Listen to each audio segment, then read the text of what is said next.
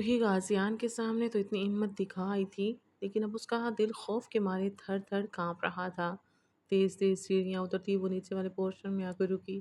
تیز تیز سانس لیتی اپنی سانسوں کو ہموار کرنے لگی، جو تیز تیز سیڑھیاں اترنے کے دوران پھول چکی تھیں۔ اپنی سانسوں کو ہموار کیے، اپنا حلیہ درست کیے، وہ روحا کے کمرے کی جانب بڑھی۔ آ گئی تم؟ روحا اور نیہا جو بیڈ پر بیٹھی اس کا بڑی شدت سے انتظار کر رہی تھیں، اسے روم میں داخل ہوتے دیکھ بیڈ سے اترتی بھاگتی ہوئی اس کے پاس آئیں۔ کہاں رہ گئی تھی تم؟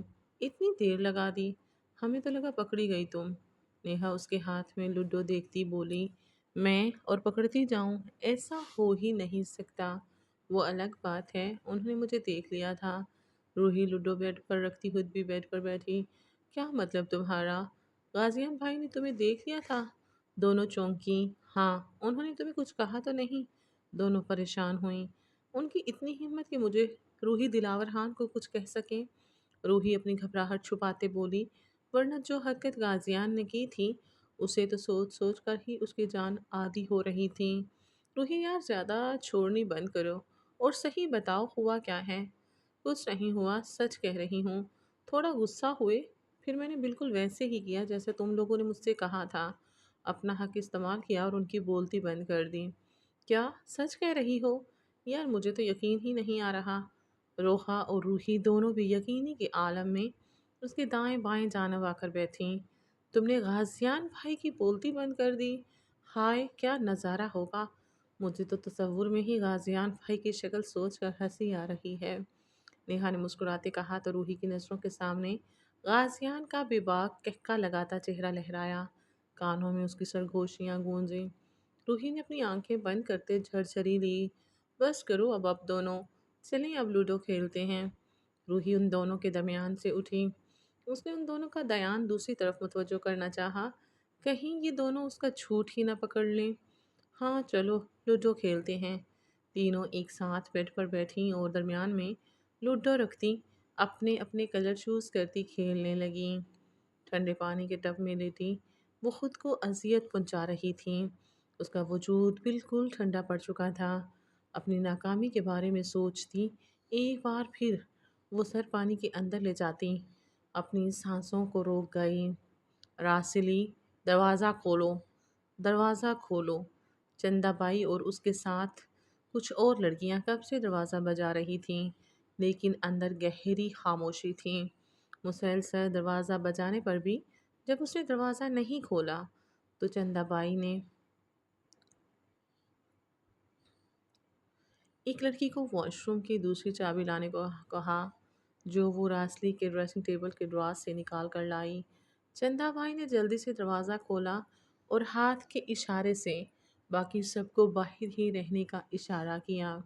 چندا بائی چلتی اندر داخل ہوئیں اور راسلی کو پانی کے ٹب میں ڈوبا دیکھ بھاگتی ہوئی اس کے پاس آئیں۔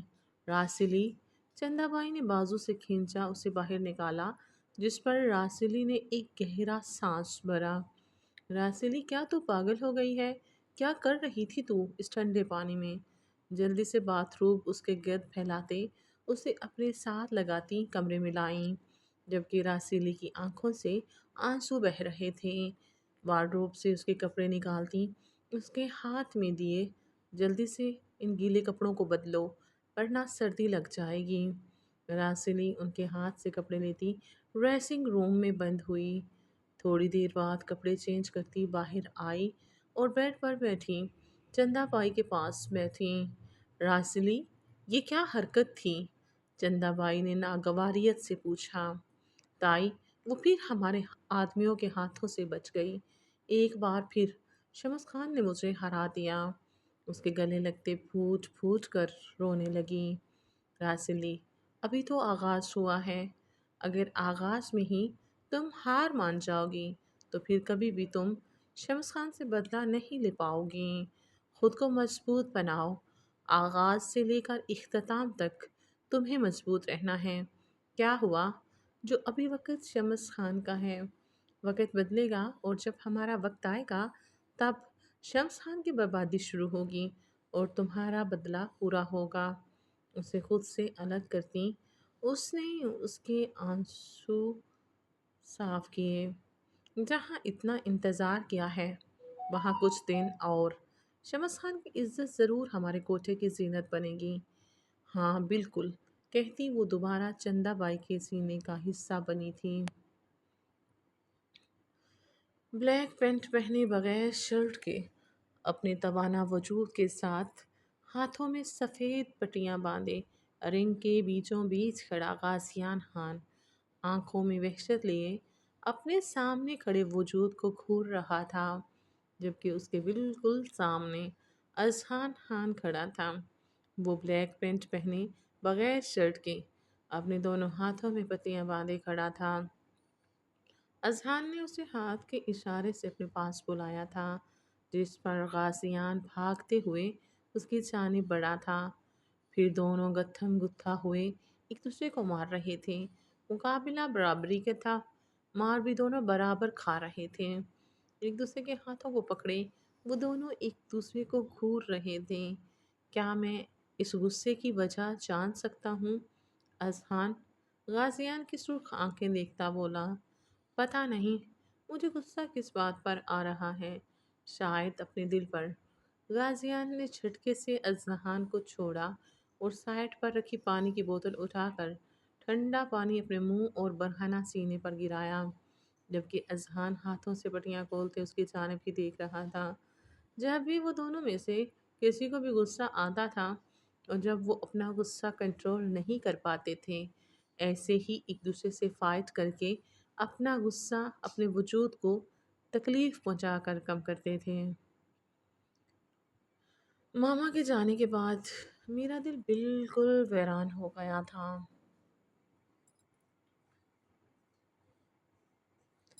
مجھے محبت نام سے نفرت ہو گئی تھی۔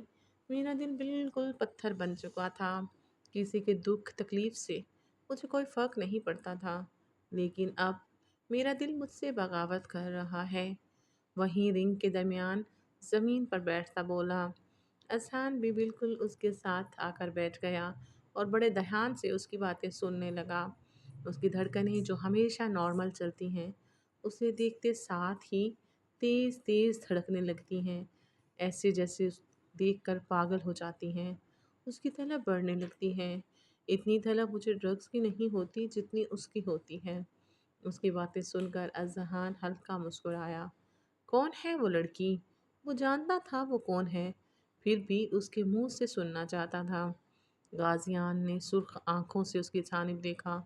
تم جانتے ہو، لہجہ سپاٹ تھا۔ جانتا ہوں، لیکن پھر بھی تمہارے منہ سے سننا چاہتا ہوں۔ روحی دلاور خان، نہ جانے کیسے وہ اس دل میں آ گئی۔ کبھی کبھی میرا دل کرتا ہے اس خون کے لوتھڑے کو اپنے وجود سے ہی نکال کر پھینک دوں۔ نہیں چاہیے مجھے کوئی، میں اکیلا ہی ٹھیک ہوں۔ لہجے میں بے انتہا اذیت تھی۔ کیا پتہ خدا نے اسے تمہاری ہر ذیت کی دعا بنا کر بھیجا ہو، اس کا ساتھ تمہاری ہر تکلیف دور کر دے۔ یقین مانو، محبت میں بہت طاقت ہوتی ہے۔ وہ مجھے یقین ہے روحی تمہاری زندگی سے تمام محرومیوں کو دور کر دے گی۔ تم بھی عام لوگوں کی طرح زندگی گزارنے لگو گے، مسکرانے لگو گے۔ ایک بار اس کی جانب ہاتھ بڑھا کر تو دیکھو، پھر تمہیں اپنا غم بھلانے کے لیے ڈرگز جیسے زہر کی بھی ضرورت نہیں پڑے گی۔ اذہان نے اس کے کندھے پر ہاتھ رکھتے اسے سمجھایا کہ اس کی اچانک نظر اس کی گردن پر پڑے نشانوں پر گئی۔ اذہان کے لب مسکرائے۔ یہ تمہاری گردن پر کیا ہوا ہے؟ اپنی مسکراہٹ چھپائے سنجیدگی سے گویا ہوا۔ غازیان نے اپنی گردن پر ہاتھ مارا تو روحی کا نازک سراپا اس کی نظروں کے سامنے لہرایا۔ جنگلی بلی کے نشان ہیں۔ غازیان بھی اپنی مسکراہٹ چھپائے بولا، جو اذہان کی نظروں سے مخفی نہ رہ سکی۔ جنگلی بلی کے نشان ہیں یا انسانی بلی کے؟ اذہان کی بات پر غازیان نے اسے گھورا۔ تمہیں اس سے کیا؟ جنگلی کے ہوں یا انسانی بلی کے؟ اپنے کام سے کام رکھو۔ غازیان کہتا وہاں سے اٹھا، جبکہ پیچھے اذہان کا قہقہ گونجا اور اس نے غازیان کی پشت کو دیکھتے ہمیشہ اس کے خوش رہنے کی دعا کی۔ رات کا کھانے کے بعد سب اپنے اپنے کمروں میں جا چکے تھے۔ روحا بھی سکینہ اور رخسانہ کے ساتھ کچن کا کام ختم کرتی اپنے کمرے میں جانے والی تھی جب ملازمہ ہاتھ میں دودھ کا گلاس پکڑے اس کے پاس آئی۔ روحا بی بی، کیا آپ یہ دودھ سکندر صاحب کو دے آئیں گی؟ میری بیٹی کو بہت بھوک لگی ہے، وہ مسلسل آدھے گھنٹے سے رو رہی ہے، ملازمہ بیچارگی سے بولی۔ وہ رخسانہ سے کتنی بار جانے کا بول چکی تھی، لیکن رخسانہ اسے جانے کی اجازت نہیں دے رہی تھی، اس لیے وہ روحا کے پاس آئی تھی۔ آپ فکر نہ کریں، میں دے آؤں گی، آپ جائیں اپنی بیٹی کو دودھ پلائیں۔ روحا مسکراتی کہتی اس کے ہاتھ سے ٹرے پکڑتی سیڑھیوں کی جانب بڑھی۔ جب سے اس کے ساتھ وہ واقعہ ہوا تھا، اس نے کمرے سے نکلنا بہت کم کر دیا تھا، اور کالج بھی ان کا ختم ہو گیا تھا، جس سے وہ زیادہ کمرے کی ہی ہو کر رہ گئی تھی۔ دودھ کا گلاس لیے وہ دروازہ نوک کرتی سکندر کے کمرے میں داخل ہوئی، جہاں سکندر کے ساتھ اذہان بھی صوفے پر بیٹھا ہوا تھا۔ شاید وہ دونوں کسی پروجیکٹ کے بارے میں کچھ ڈسکس کر رہے تھے۔ روحا نے سرسری سا اذہان کی جانب دیکھا، پھر نظریں چکا لیں۔ اس دن کے بعد سے اس کا اذہان کے ساتھ کوئی آمنا سامنا نہیں ہوا تھا۔ سکندر بھائی، یہ آپ کا دودھ۔ ٹرے ٹیبل پر رکھتی وہ سیدھی کھڑی ہوئی۔ سکندر نے مسکراتے ہاں میں سر ہلایا اور دوبارہ ہاتھ میں پکڑی فائل میں مصروف ہو گیا۔ اذہان نے دشمن جان کی جانب دیکھا، جس کے حسین سراپے سے وہ اپنی نظریں نہیں ہٹا پا رہا تھا۔ روحا خود کو اذہان کی نظروں کے حصار میں محسوس کیے واپسی کے لیے پلٹی۔ وہ جلد سے جلد اذہان کی نظروں سے غائب ہو جانا چاہتی تھی، لیکن وہ انجانے میں اذہان کے سامنے آ کر بہت بڑی غلطی کر چکی تھی۔ وہ جو اتنے دنوں سے خود پر ضبط کے پہرے بٹھائے بیٹھا تھا، اس کے سامنے آنے پر سب تھرے کے تھرے رہ گئے تھے۔ کمرے سے باہر آتے روحا نے گہرا سانس بھرا اور سیڑھیوں کی جانب چل دی۔ ابھی اس نے پہلی سیڑھی پر پاؤں رکھا ہی تھا کہ غازیان نے اسے بازوؤں سے کھینچتے اپنے قریب کیا تھا اور گھسیٹتا ہوا اپنے کمرے میں لے گیا۔ روحا اس اچانک ہونے والی افتاد پر بکھلائی۔ آپ آپ مجھے یہاں کیوں لائے ہیں؟ اٹکتے بولتی وہ بمشکل خود کو نارمل رکھ پائی تھی۔ تم مجھ سے بھاگ کیوں رہی تھی؟ چند قدم کے فاصلے پر کھڑا وہ اس کے لرزتے وجود کو دیکھتے ہوئے بولا، میں میں کیوں بھاگوں گی آپ سے؟ انگلیاں چٹکھاتی نظریں جھکا کر ہی بولی، پھر مجھے دیکھ کر سکندر کے کمرے سے دور دوڑ کیوں لگائی؟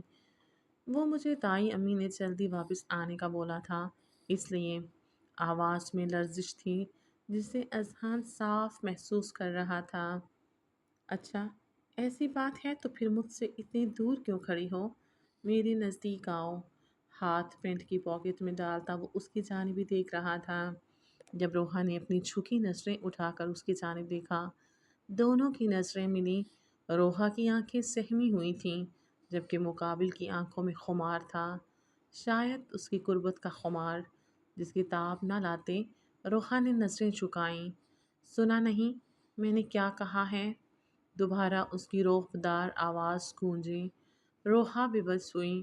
مجھے نیچے جانا ہے، تائی امی میرا انتظار کر رہی ہوں گی۔ اس نے اپنی سی کوشش کی، اور جو تائی امی کا بیٹا انتظار کر رہا ہے اس کا کیا؟ اس نے ایک آئی برو اچکائے سوال کیا۔ اذہان، آپ کتنی ضد کرتے ہیں؟ لہجے میں بے بسی ہی بے بسی تھی۔ اذہان کو اس وقت اس پر بے حد پیار آیا اور خود ہی اس کے نزدیک ہوا۔ اس کی کمر میں ہاتھ ڈالتا اسے اپنے سینے میں بھینچا۔ روحا اذہان کے اس افتاد پر چونکی۔ جانم، جس دن میں ضد پر آ گیا تو میری شدت اور تڑپ کو سہتے کہیں تم بے ہوش نہ ہو جاؤ۔ اذہان مکمل طور پر روحا کے اوپر جھکتا ہوا اس سے پوچھنے لگا۔ روحا کا بے پرواہ حسن اذہان کو بری طرح اکسانے لگا کہ وہ بھرپور انداز میں کوئی گستاخی کر ڈالے۔ اس سے پہلے روحا اس کی بات کو صحیح معنوں میں سمجھ پاتی، اذہان بنا روحا کے جواب کا انتظار کیے اس کے ہونٹوں پر جھکا اور مکمل استحقاق سے اپنی سانسوں کو اس کی سانسوں میں شامل کرنے لگا۔ اس کے ہونٹوں کے نرم گام لمس پر روحا اپنی مٹھیاں بند کر کے اس کے سینے پر مکے مارنے لگی، جس پر اذہان اس کی دونوں کلائیوں کو اپنے مضبوط ہاتھوں میں جکڑتا ہوا اس کے سر کے اوپر سے لے جاتے پیچھے دیوار کے ساتھ پن کر گیا، جبکہ ہونٹ ابھی بھی روحا کے ہونٹوں کو جکڑے ہوئے تھے۔ اس کے بنائے لب کو زور سے دانتوں میں دباتا وہ پیچھے ہوا، روحا کا چہرہ دیکھنے لگا جو سرخ پڑ چکا تھا۔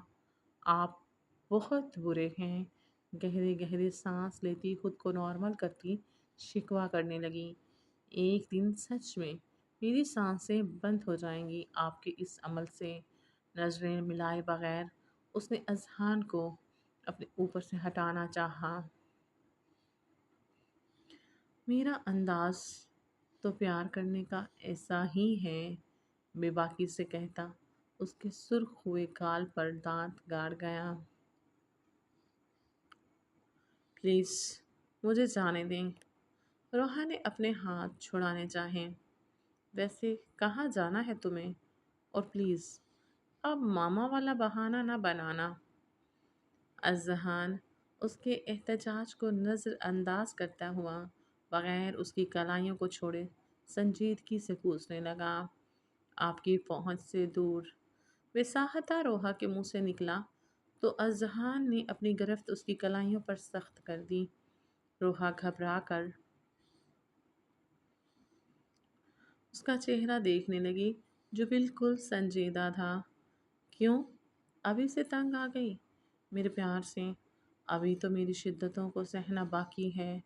روحا کی آنکھوں میں جھانکتا ہوا بے حد سنجیدگی سے پوچھنے لگا تو روحا دوبارہ اس سے نظریں چرانے لگی۔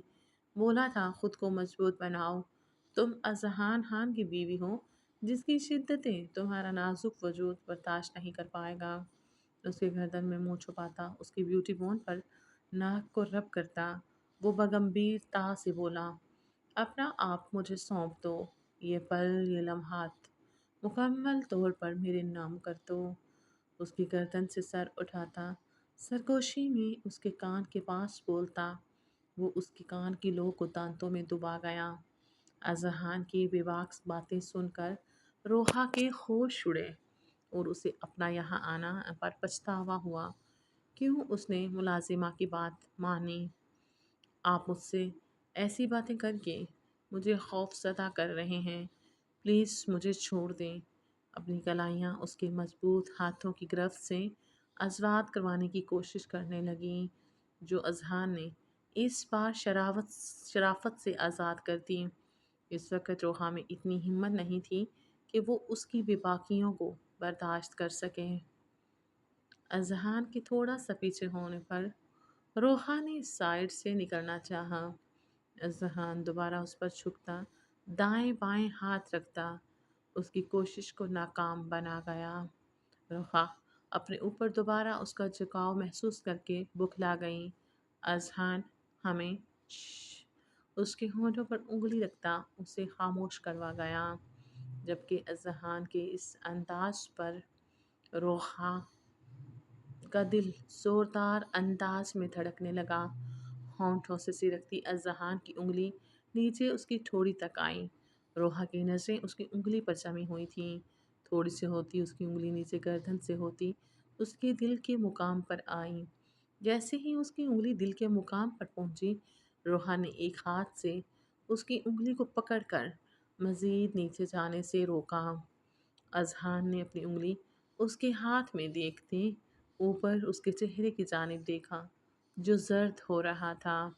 اپنی انگلی پر رکھے اس کے ہاتھ کو ایک جھٹکے سے اپنے ہاتھ میں لیتا اس کے سر کے اوپر سے ہاتھ کو گھماتا اس کا ہاتھ پیچھے اس کی کمر کے ساتھ لگا گیا۔ مجھے ہرگز نہیں پسند میرے کام میں کوئی مداخلت کرے، تم اب صرف میری ہو، تمہارے وجود پر تم سے زیادہ میرا حق ہے۔ اذہان کی آواز جذبات سے چور تھی۔ مدہوشی سے بولتا وہ روحا کی گردن پر اپنی محبت کی چاپ چھوڑنے لگا۔ روحا پر غشی طاری ہونے لگی تھی۔ اذہان کے ہونٹوں کا محبت بھرا لمس اور اس کے ہاتھوں کی کمائش روحا کو بے چین کرنے کے باوجود ہوش و حواس سے دور لے گئیں۔ روحا اذہان کو روحا کے وجود میں جب کسی جنبش کا احساس محسوس نہیں ہوا تو وہ اسے پکارنے لگا۔ روحا اذہان نے اسے سیدھا کر کے اس کی بند آنکھوں کو دیکھ کر ایک بار پھر پکارا۔ اس کے بے ہوش وجود کو دیکھ کر اس نے نفی میں سر ہلایا۔ تیرا کیا بنے گا؟ اذہان روحا کے وجود بے ہوش کو دیکھتے شکوہ کرتا ہوا روحا کے بے ہوش وجود کو اپنے بازوؤں میں اٹھاتا دروازہ کھول کر باہر نکلا۔